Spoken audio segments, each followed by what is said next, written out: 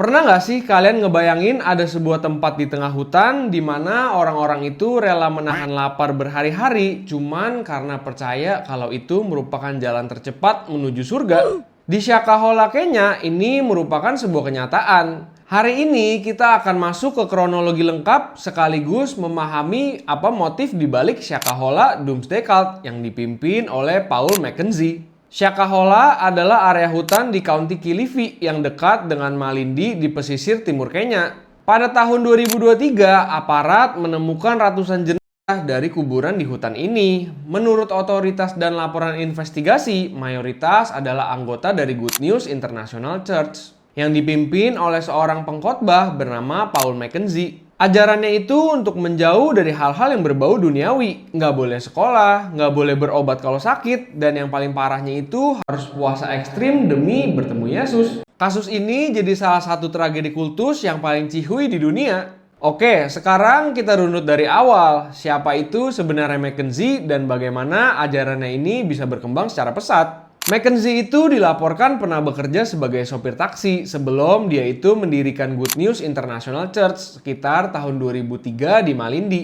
Pelan-pelan dia itu mengumpulkan pengikut lewat khotbah yang menonjolkan cerita akhir zaman. Dia juga menekankan umatnya untuk menolak hal-hal yang disebut sebagai nilai-nilai barat, termasuk pendidikan dan juga layanan kesehatan. Narasi kiamat yang akan segera datang membuat sebagian besar orang itu yakin kalau yang penting itu ya bertobat, menjauh dari dunia dan bersiap menunggu kiamat. Dalam beberapa pengadilan atau laporan media ditunjukkan kalau doktrin ini menjadi semakin keras sehingga memicu gerakan penelantaran anak dan juga anti pengobatan. Pada tahun 2017 sampai 2019, nama Mackenzie ini sudah beberapa kali bersinggungan dengan aparat hukum. Setelah itu, dia dan jemaatnya bergeser ke daerah yang lebih terpencil, yaitu Shakahola. Di sana, dia membangun komunitas tertutup yang membatasi kontak dengan orang luar. Inilah panggung utama dalam tragedi ini. Pada awal 2023, menurut sebagian besar kesaksian, intensitas dari doktrin ini meningkat. Ada beberapa sumber yang menyebut ini terjadi karena sudah ada target waktu untuk menyongsong kedatangan Yesus. Yang mana caranya itu dengan puasa total. Mereka itu diminta untuk menjual harta, pindah ke hutan, dan memutuskan hubungan dengan keluarga.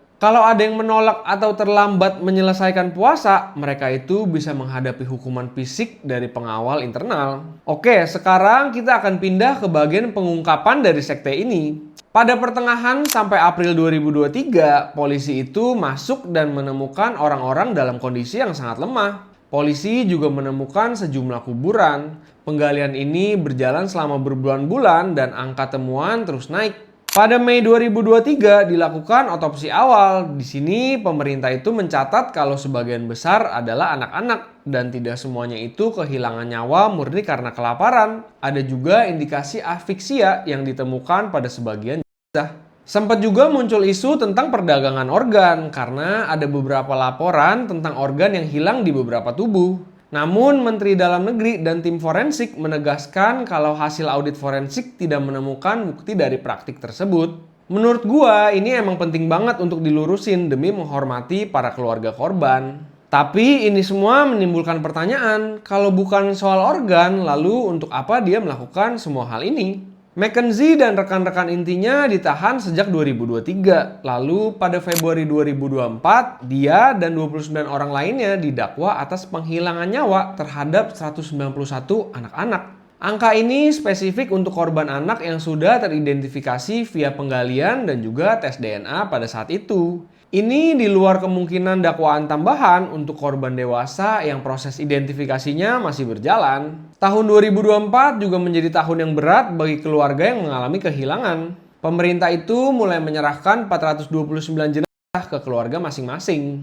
Banyak juga yang kembali dalam keadaan tidak utuh. Ada keluarga yang hanya mendapatkan beberapa anggota tubuh karena hasil DNA yang lain belum cocok. Tapi pertanyaannya, apakah tragedi ini sudah benar-benar berhenti di tahun 2024? Pada Agustus sampai September 2025, di wilayah Kilifi yang masih berdekatan dengan Shakahola, aparat kembali menemukan makam-makam yang berisikan tubuh manusia. Ini menyusul laporan bahwa bekas pengikut itu masih berkumpul lagi di area sekitaran Shakahola. Pemerintah menahan belasan orang dan menghentikan penggalian sementara untuk proses identifikasi forensik. Pada saat itu, semua warga Kenya bingung dan mempertanyakan kenapa kejadian seperti ini kok bisa terulang lagi. Emang kadang menurut gua kalau orang itu udah masuk ke dalam sekte-sekte kayak gini udah agak susah sih ya untuk kembali. Mereka itu seakan-akan udah kena cuci otak. Gimana guys, kalian itu setuju nggak sama pendapat gua? Coba tulis di kolom komentar ya. Lalu apa motif utamanya? Dari berkas sidang dan juga laporan investigasi, gambarannya itu seperti ini.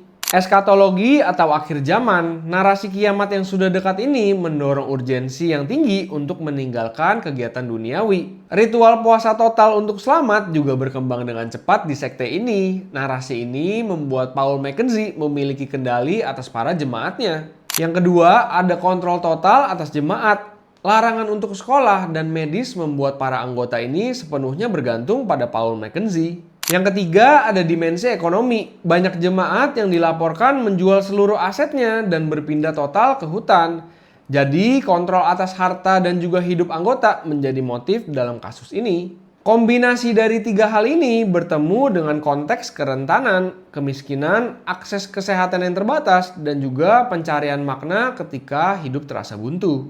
Dalam situasi begini, sosok karismatik yang bicara lantang tentang jalan pintas menuju surga bisa terasa meyakinkan. Bahkan saat instruksi yang diberikan sudah sangat ekstrim. Tragedi Shakahola ini membuka perdebatan nasional bagaimana untuk menyeimbangkan kebebasan beragama dengan perlindungan warga. Pada tahun 2023, Senat Kenya membentuk komite ad hoc yang meliris laporan akhir pada tanggal 13 Oktober 2023 yang mendorong lahirnya Religious Organization Bill. Ini juga termasuk usulan terhadap Komisi Urusan Keagamaan, Pelaporan Keuangan, dan juga standarisasi kompetensi rohani. Namun beberapa rekomendasi ini dikritik karena prosedurnya yang terlalu rumit, implementasinya yang lambat, dan juga beresiko digoreng oleh politik. Hingga tahun 2025, draft regulasi disebut belum tuntas dipublikasikan penuh. Gereja-gereja utama di Kenya sebagian besar setuju dengan aturan ini, namun sebagian lainnya itu khawatir karena kebebasan beribadah itu jadi dibatasi.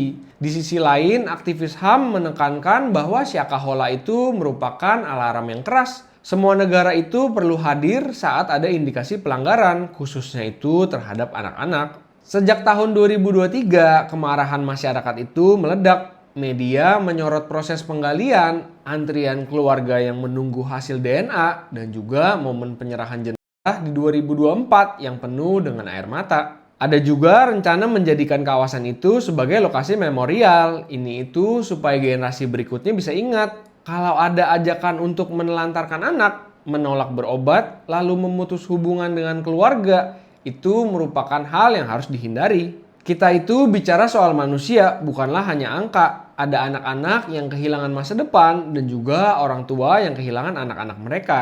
Saat kita membahas cerita ini, mungkin ada keluarga yang masih menunggu kabar identifikasi. Jadi, mari kita mendoakan yang terbaik bagi semua yang terlibat dalam kasus ini. Dan juga mari kita jadikan cerita ini sebagai peringatan untuk kita semua. Itulah kronologi dan juga motif menurut berkas pengadilan dan laporan media tentang sekte Shakahola. Dari sini kita belajar kalau keyakinan yang dijadikan alat kontrol dan diisolasi dari nalar dan juga hukum bisa berubah menjadi bencana. Thank you banget guys buat kalian yang udah nontonin video gue sampai habis. Bagi kalian yang mau nanya-nanya atau diskusi, boleh banget nih komen di kolom komentar. Don't forget to like and subscribe guys. Bye!